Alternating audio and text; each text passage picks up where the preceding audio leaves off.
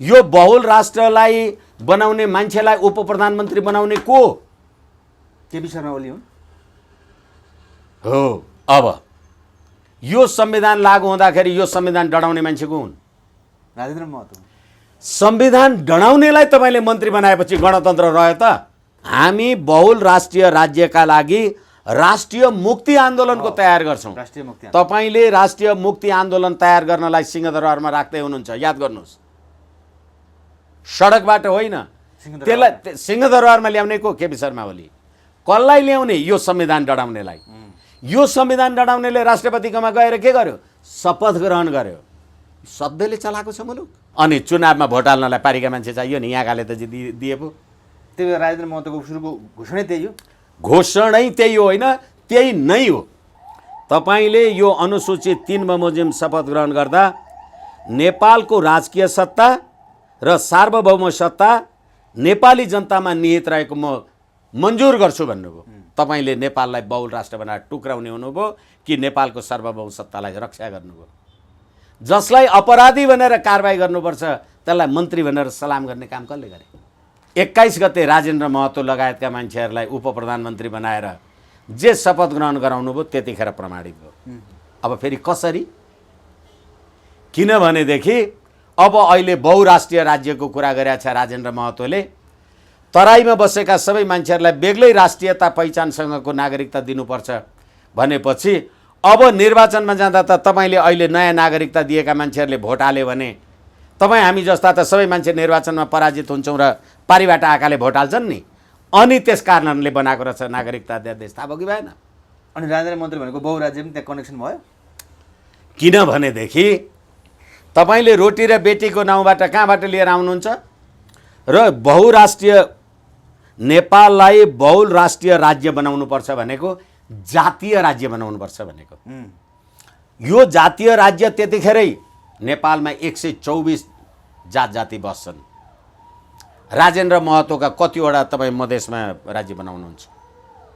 किनभने तपाईँ पारिबाट आएका मान्छेहरूलाई जति नागरिकता दिनुभएको छ 63 सालमा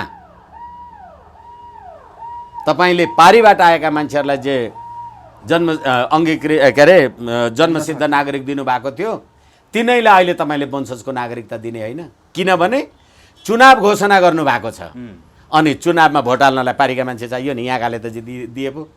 त्यही भएर राजेन्द्र महतोको सुरुको घोषणै त्यही हो। घोषणै त्यही हो, होइन त्यही नै हो।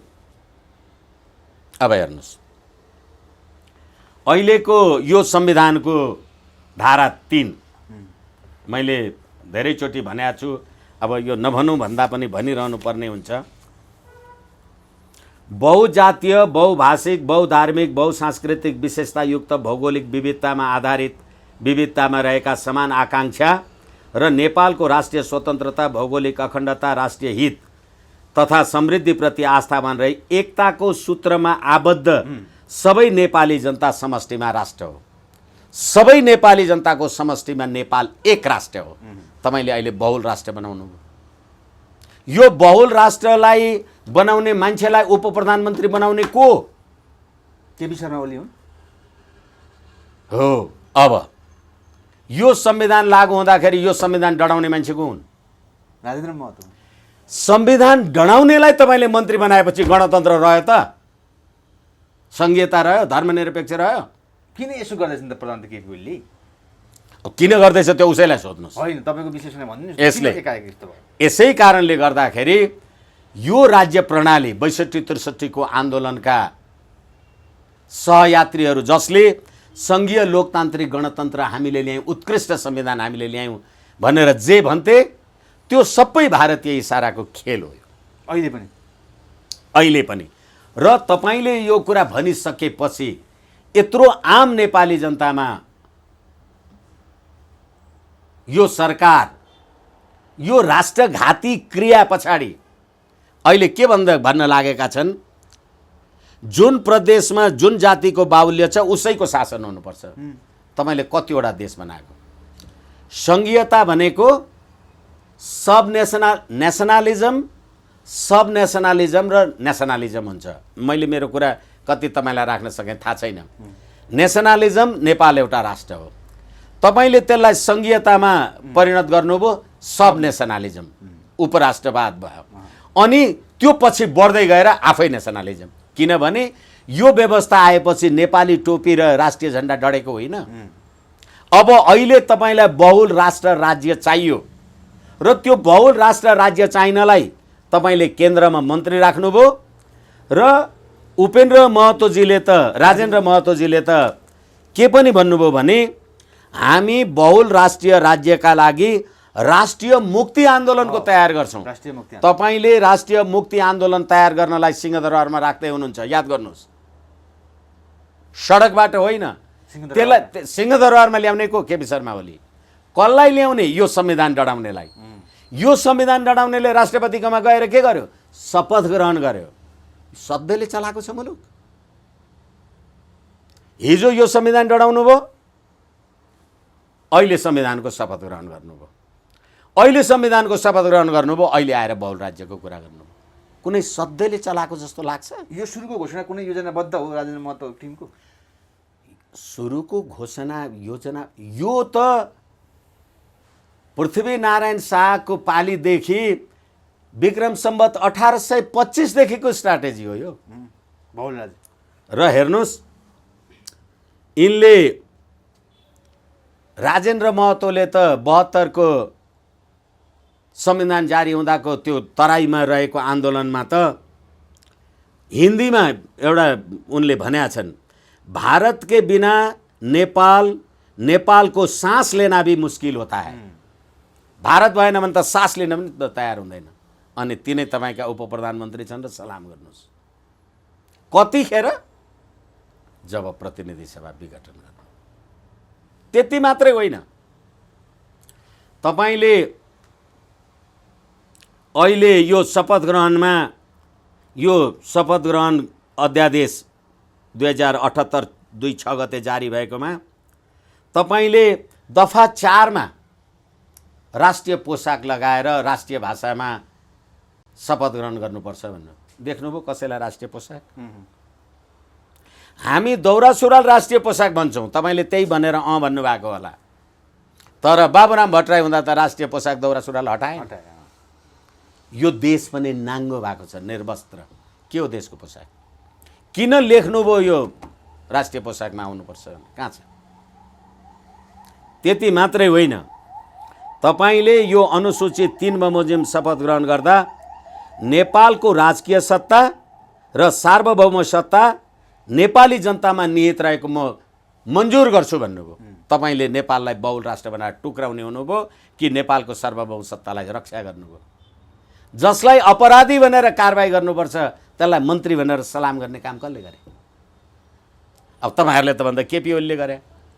म भन्छु 12 बुँदे समझदारी गर्ने सङ्घीय लोकतान्त्रिक धर्मनिरपेक्ष गणतन्त्रले गरेको, र त्यही गणतन्त्रको भाग केपी ओली हुन्, त्यसैको भाग शेरबहादुर हुन्, पुष्पकमल दाहालजी हुन्, मधेसवादी हुन्, तराईवादी हुन्, सबैवादी हुन्। तर यही समयमा चाहिँ हत्या किन गरे त ओलीले? हो त्यसैले मैले तपाईँहरूलाई भनेको छु, सरकार, सत्ता, सम्प्रभुता। सरकार तपाईँ 2-2 वर्ष 3-3 वर्ष 4-5 वर्षमा फेर्नु होला।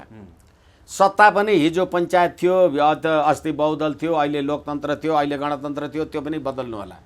तर सम्प्रभुता सिद्धियो भने फिर्ता हुँदैन। अहिले नेपाललाई फिजी सिक्किम बनाउनका लागि यो काम भइरहेको छ। अहिलेको मन्त्रीमण्डल पनि त्यही हो। त्यही हो, सिक्किम हुँदैछ नेपाल। सिक्किम हुँदैछ। तपाईँले अहिले जुन नागरिकता 1 अर्ब 30 करोड को जनसङ्ख्या भएको दक्षिणको छिमेकबाट आएका मान्छेहरूलाई निर्बाध नागरिकता दिनुभएको छ।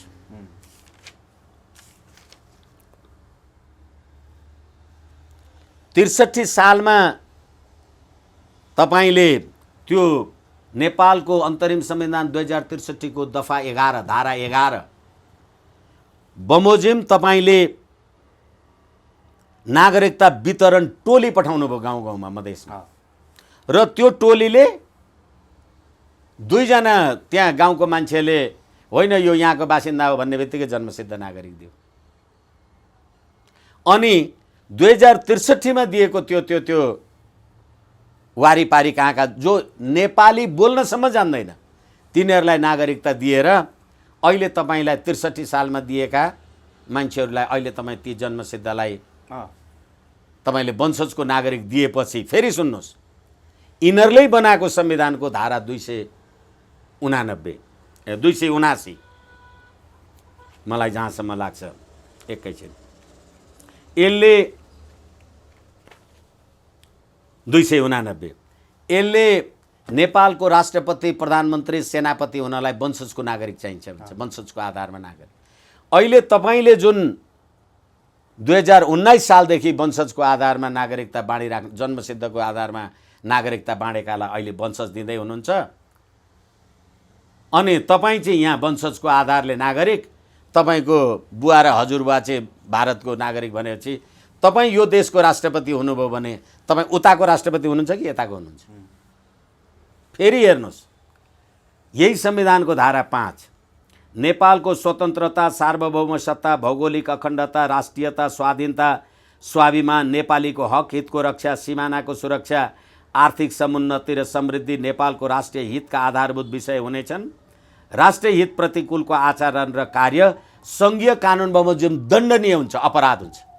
तपाईँ नेपाललाई बहुल राष्ट्र बनाउँछु भन्ने तपाईँलाई अपराधी भनेर थुन्ने कि तपाईँलाई उप प्रधानमन्त्री र मन्त्री, प्रधानमन्त्री जसले उप प्रधानमन्त्री बनाए त्यसलाई, त्यो शपथ ग्रहण गराउने राष्ट्रपतिलाई, यो तपाईँले बनायो होइन? अनि नेपाली जनताले यो राज्य व्यवस्था, जसले यो संविधान डढायो उसैलाई राज्य व्यवस्थामा राख्नु भएको छ भनेपछि सङ्घीय लोकतान्त्रिक धर्मनिरपेक्ष गणतन्त्र त डढ्यो नि, काम छैन। प्रधानमन्त्री केपी शर्मा ओलीले के यति बेला सरकार टिकाउनको लागि यो मन्त्रीमण्डल गठन गर्दैछ नि त, चुनौतीको बावजुद? अब चुनौतीको बावजुद होइन, तपाईँले यो राज्य व्यवस्था आएपछि नेपाली सेनालाई लकीरको फकीर भन्नुभयो होइन? यो देशको रक्षा मन्त्रीले। म चुनौती र जिम्मेवारीका साथ भन्छु, नरेन्द्र मोदीको हिम्मत छ भारतीय सेनालाई गएर यो भारतको सेना लकीरको फकीर होस् भन्यो, ती गोली हानेर मारिदिन्छ। अमेरिकाको राष्ट्रपतिको त्यो हिम्मत छ? नेपाली सेना। अनि जसले तपाईँलाई लकीरको फकीर भन्यो त्यसैलाई सलाम गर्ने? अनि यही राज्य व्यवस्था आएपछि यो देशको राष्ट्रिय झण्डा डढेको होइन? अनि त्यतिखेर जतिखेर तपाईँले राजेन्द्र महतोलाई शपथ ग्रहण गराउँदै हुनुहुन्थ्यो त्यतिखेर केपी शर्मा ओलीले बीबीसीलाई दिएको अन्तर्वार्ता प्रसारण भइराखेको थियो। उहाँले त्यसमा के भन्नुभएको छ भने अब भारतसँगको हाम्रो सम्पूर्ण असहमति हट्यो भने, पुरै सहमति भनेको कुनै असहमति छैन, सबै हट्यो भनेपछि अब नेपाललाई बहुल राष्ट्र बनाउनको लागि त मैले कहेँ लिपुलेक, लिम्पियाधुरा र कालापानी मेरो देशमा को नक्सामा आयो भनेर भने हो। यस कारणले गर्दाखेरि यो राज्य प्रणाली, यो राज्य व्यवस्था र फेरि अहिले प्रधानमन्त्रीजीले उहाँहरूको संविधानको कुन धारा अन्तर्गत यिनीहरूलाई मन्त्री बनाउनु भयो केही भन्नु पर्यो? अनि निरङ्कुशताको योभन्दा अर्को ज्वलन्त उदाहरण के हुन्छ? र अहिले 74 फागुन 3 गतेदेखि अहिलेसम्म केपी शर्मा ओलीले 16 पटक मन्त्री परिषद विस्तार गरे। पञ्चायतलाई, राजालाई निरङ्कुश भन्नुहुन्थ्यो नि, वर्षमा 3 पटक त राजा महेन्द्रले पनि मन्त्री परिषद विघटन गरेनन्। रघुवीर महासेठ जस्ता मान्छेलाई तपाईँलाई परराष्ट्र मन्त्री बनाएको छ, उसैले आज भन्दैछ परराष्ट्र मेरो क्षेत्रै होइन तर पनि काम गर्ने। के गरेको भनेको? अनि कहिले रघुवीर महासेठलाई बनाउनु पर्ने, कहिले उसको दुलै जुली महतोलाई बनाउनु पर्ने। किन यो हुन्छ खाली? किनभने तपाईँले 12 बुँदे समझदारी गर्दा मालिकलाई जे भनेर सलाम गर्नुभएको थियो त्यही मानिराख्नु भएको छ। के देश भारतमा विलय हुँदैछ अब? यही कुरा हो भनेदेखि सिक्किम हुँदैछ, फिजी हुँदैछ। र नेपाली जनताका लागि राष्ट्र, राष्ट्रियता, राष्ट्रिय एकता, अखण्डता, स्वाधीनता, सम्प्रभुसत्ता, स्वतन्त्रताका लागि कुरा गर्ने हो भने जनता सडकमा आउनुको विकल्पै छैन। माधव नेपाल पक्षले त हिजो सडकमा आएर पुत्ले जलाएर अब देश निकाला गर्नुपर्छ राजेन्द्र महतो जस्ता मन्त्रीले भनिसक्यो नि त, के हुन्छ अब? हो, यसै कारणले गर्दाखेरि होली वाइन खाएको कुरामा उहाँहरूलाई पनि याद हुनु पर्यो। राजेन्द्र महतोलाई निष्कासन गर्दा 12 बुँदे समझदारीलाई चाहिँ माधव नेपालजी के भन्नुहुन्छ? त्यही माधव नेपाल होइन केपी शर्मा ओलीको संसदीय दलकामा पनि संसद सदस्य हुने अनि शेरबहादुर देउवाकोमा पनि सही गर्ने? यिनीहरूबाट यिनीहरूले के भने भन्नेको के अर्थ छ? अर्थ केही छैन। यो बारेमा शेरबहादुर देउवाको भनाइ के? खोइ बाबुराम भट्टराईको भनाइ के? केही छैन। भारतका सुब्रमण्यम स्वामीले विजय चौथाईवाला कि केले अस्तिको दिन भनेका होइनन्? बाबुराम भट्टराई अहिले पनि भारतको जेएनयूमा बसेर दाल भात खाएको अर्थमा कुरा गर्दैछन्। तिमीहरूको देशको मात्रै कुरा गर, भारतको राष्ट्रिय स्वयंसेवक सङ्घ हिन्दू सङ्घको बारेमा कुरा गर्ने होइन भने होइन? अनि अहिले तपाईँलाई अब बेग्लै राष्ट्र राज्य चाहियो, तपाईँलाई 2टा नागरिकता चाहियो। अनि केपी शर्मा ओली त्यो 63 सालकालाई त कति पाए, अब फेरि उहाँ निरन्तर बाँड्दै हुनुहुन्छ नागरिकता। यो भन्दा ठुलो राष्ट्रको लागि विडम्बनाको अर्को विषय हुन सक्दैन। अर्को महत्त्वपूर्ण कुरा अन्तिममा हजुर, सूर्य महाभारतलाई उत्खनन गरेर नेपालमा व्यापार गरेर नेपाललाई फाइदा पुग्ने कुरा आएको कुरा पनि अलिकति कुराकानी आएको छ। यो के भइरहेछ अहिले? पहिला के भइरहेको थियो अलिकति बताइदिनुहोस्। अहिले अब तपाईँहरू मधेसमा गर्नुहुन्छ, बस्नुहुन्छ, थाहा छ कि थाहा छैन म जान्दिनँ। पानी कहाँ हुन्छ भन्नुहोस् त? जमिन मुनि हुन्छ। जमिन मुनि हुन्छ भने हिमालबाट कसरी बग्छ? यसै कारणले तराईलाई सिञ्चन गर्ने भनेकै हिमाल हो। नरेन्द्र मोदीजी नेपाल आउँदाखेरि एउटा कुनै कार्यक्रममा उहाँले भन्नुभयो नेपाल र भारतको सम्बन्ध हिमाल र गङ्गा जस्तै पवित्र छ भन्नुभयो। अनि यसै डायलग त होइन, कुराकानीको सिलसिलामा अनि मैले भनेको थिएँ होइन मामै त्योभन्दा विशिष्ट छ भने मैले, र उहाँहरूले किन भन्नुभयो? किनभने हामी हिमाल भएर बगेनौँ भने, पग्लेनौँ भने तपाईँ गङ्गा भएर बग्न पाउनुहुन्न। कहाँ छन् नेपाली जनता? अनि अहिले चुरे दोहनको कुरा जे उठिराखेको छ, तपाईँलाई प्रतिनिधि सभा विघटन गरेर तपाईँले चुरे दोहन गर्ने र त्यहाँका सम्पूर्ण त्यहाँको हाम्रो उत्तरबाट बगेर आएका नदी नाला जे जतिहरू छन् त्यो धरती सिञ्चन गर्ने कुरा थियो, त्यो सबै खनेर तपाईँले उता लगेर जाने भनेपछि यहाँ मरुभूमि बनाएर उता तपाईँ अङ्गुर फलाउने? त्यो भइरहेछ। अब समुद्रमा पानी कहाँबाट जान्छ? पानी त ओह्रालो बग्छ, उकालो त चढ्दैन नि। त्यसैले समुद्र बनाउन नै त पहाड नेपाल चाहिएको छ भने, अनि चुरे दहनको कुरा नबुझ्ने हामी?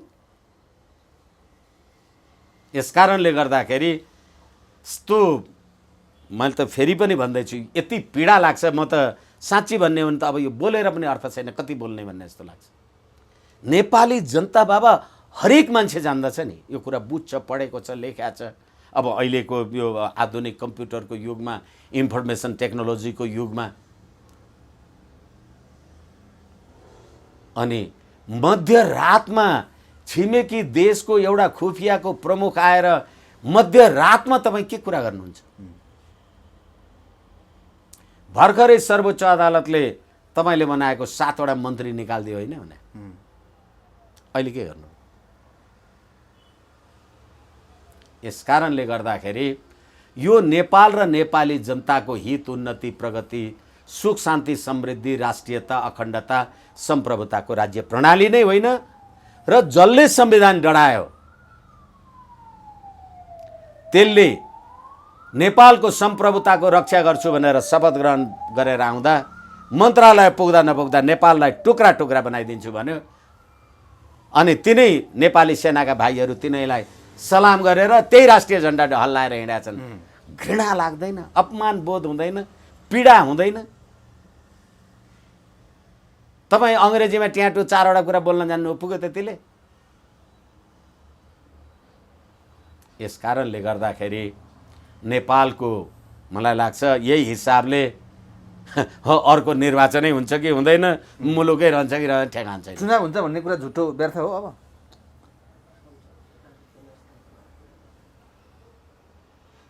चुनाव यही अवस्थामा चुनाव भयो भने तपाईले अहिले अथाह नेपालसँग सिमाना जोडिएको बिहारको जनसङ्ख्या 20 करोड छ। तपाईले नागरिकता दिएका मान्छेहरू ती सबै पारिकाले यहाँ आएर भोट हाले भनेदेखि सरिता गिरी जस्ता कति मान्छे पुग्छन् प्रतिनिधि सभामा? तपाईँ त याद गर्नुहोस् आम सञ्चारको साथीहरू, तपाईँ आफ्नो देशभित्रै अल्पमतमा पर्नुहुन्छ। र नागरिकता भनेको राष्ट्रिय सम्प्रभुताको प्रश्न हो। यो तपाईँ र मैले घर जग्गा किनेको, गाडी मोटर कटेको, हेलिकप्टर उडाएको जस्तो विषय होइन। यस कारणले गर्दा यो राज्य प्रणालीले यो देशको राष्ट्रियता रहँदैन। संसद विहीन छ पुनर्स्थापनाको कुरामा के हुन्छ? जनता अन्यलमा छ नि। मलाई लाग्छ संसद पुनर्स्थापना यो सम्मानित सर्वोच्च अदालतले पनि चेत्यो होला। अस्ति 11 गते थाप दिएपछि कुन गाई जात्रा भयो, अर्को महाजात्रा हुने हो भने त थाहा छैन।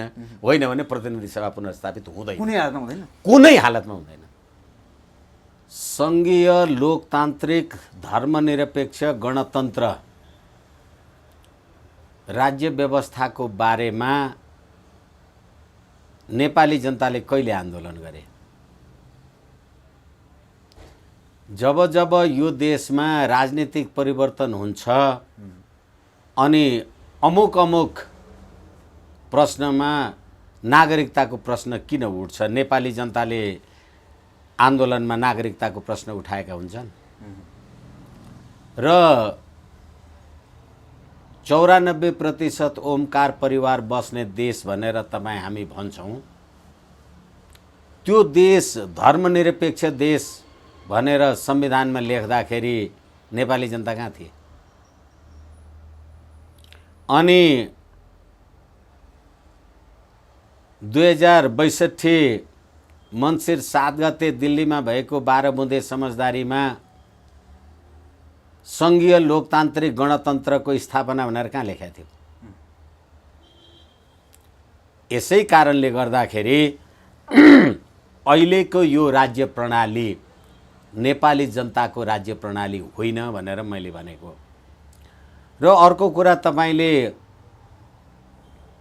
अहिले प्रश्न राख्नु भए अनुसार सर्वोच्च अदालतको यो फैसला भएपछि अब यो सब जे गतिविधि देखिएको छ, समय रह्यो भने कुरा गरौँला। प्रधानमन्त्रीजीले प्रतिनिधि सभाको विघटन 2077 पुस 5 गते गर्दाखेरि नै मलाई मेरो पार्टीबाट अथवा संसदबाट काम गर्न दियो दिएन, म त्यहाँ प्रधानमन्त्रीजीले भन्नुभएका धेरै कुराहरूका अतिरिक्त दुईटा कुरा म तपाईलाई स्मरण गराउन चाहन्छु।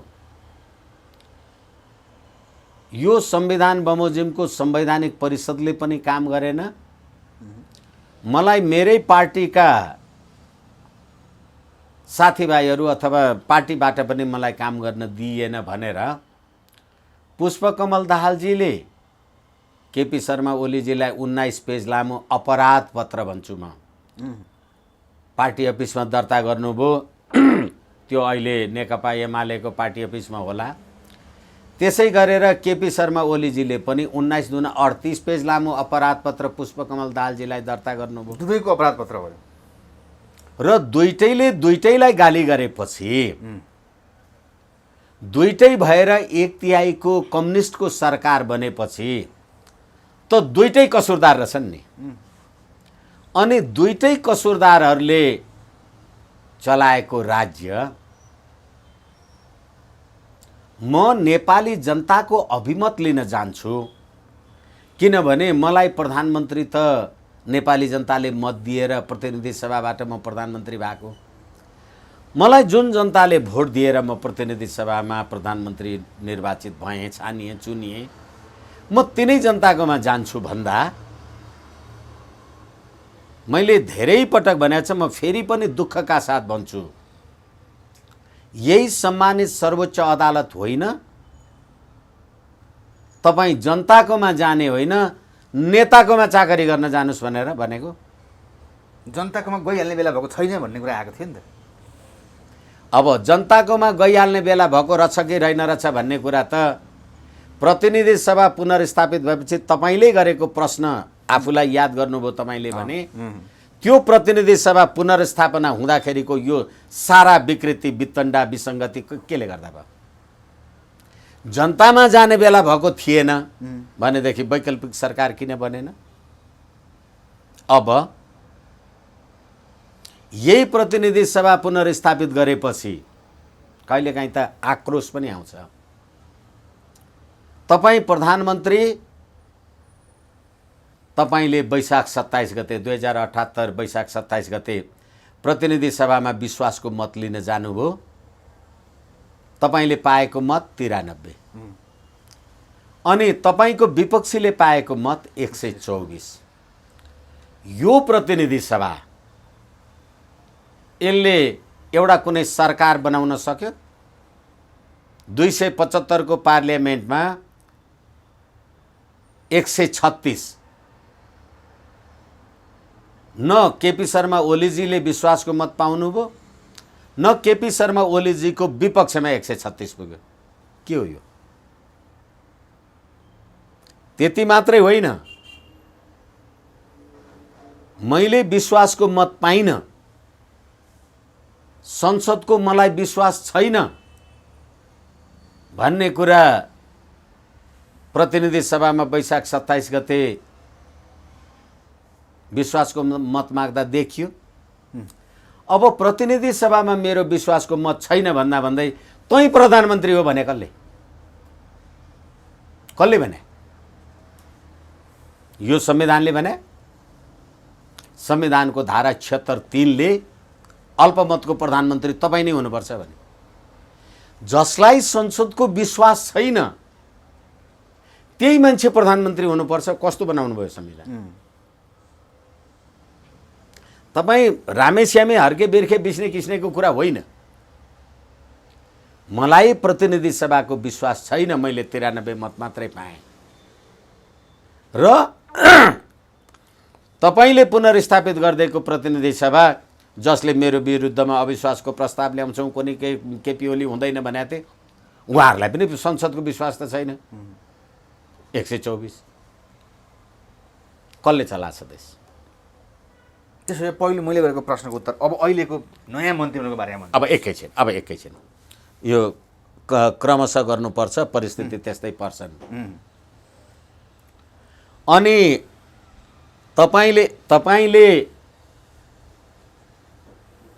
विश्वासको मत लिन जाऊ भनेर जब प्रतिनिधि सभामा मैले विश्वासको मत पाइन, म पाउन सक्दिनँ भनेर मैले राष्ट्रपतिलाई भने हो नि, म विश्वासको मत लिन सक्दिनँ, वैकल्पिक सरकारको लागि मार्ग प्रशस्त गर्दैको छु भनेर मैले लेखेँ।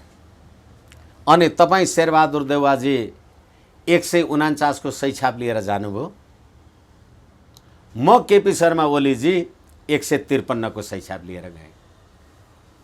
हेर्नुहोस् यो पागलपन यो संविधानको। 275 जनाको प्रतिनिधि सभामा शेरबहादुर देउवाको 149 र केपी शर्मा ओलीको 153 जोड्दा 302 जना भएन? कसले बनाएको? यो संविधानले बनाएको कि होइन त्यो? अब एकैछिन फेरि अब राष्ट्रपतिजीलाई प्रधानमन्त्री बनाइदिनुस् भनेर तपाईँ पनि जानुभयो, म पनि गएँ। अहिले म बहुमत पुर्याउन नसक्ने, अहिले म 153 देखाउने, अहिले म बहुमत देखाउन नसक्ने, अहिले म 149 देखाउने। यो संसद, यो देशका नेता र यो संविधान, यो कुनै सधैँ दिमाग हो यो?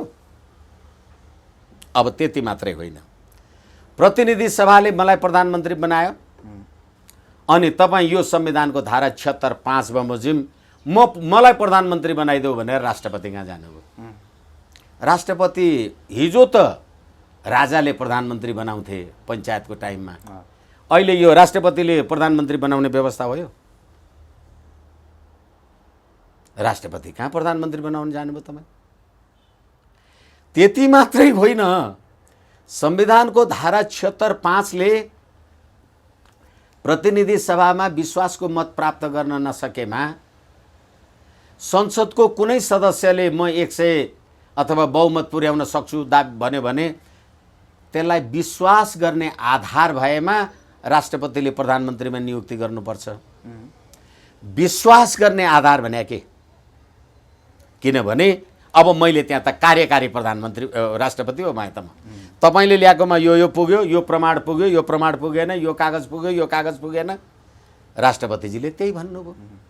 राष्ट्रपतिजीले के भन्नुभयो भनेदेखि 2078 जेठ 7 गतेको उहाँको त्यो कागजमा माधव कुमार नेपाल नेकपा एमालेको पनि सदस्य, माधव कुमार नेपाल शेरबहादुर देउवाका पनि सही गर्ने, अनि जसपाका बाबुराम भट्टराई शेरबहादुरकोमा सही गर्ने, जसपाको महन्त ठाकुर राजेन्द्र महतो केपी शर्मा ओलीकोमा सही गर्ने भनेपछि अब राष्ट्रपतिले त कार्यकारी अधिकार प्रयोग गर्यो नि। यो कसरी भयो भने त्यसकारण तिमीहरू दुईटैको हुँदैन भन्दी।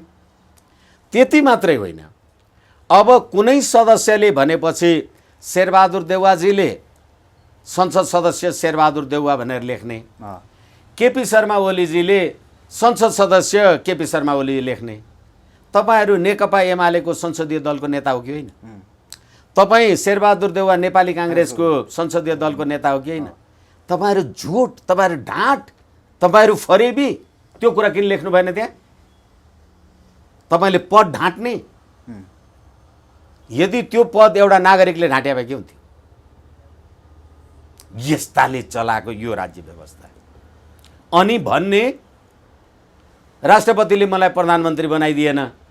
अब चोलेन्द्र शमशेर राणाजी तपाईँको संवैधानिक परिषदले, संवैधानिक इजलासले मलाई प्रधानमन्त्री बनाइदियो भनेर लेखेर पठाउनु। कतिवटा छन् प्रधानमन्त्री बनाउने यो देशमा यो संविधानका?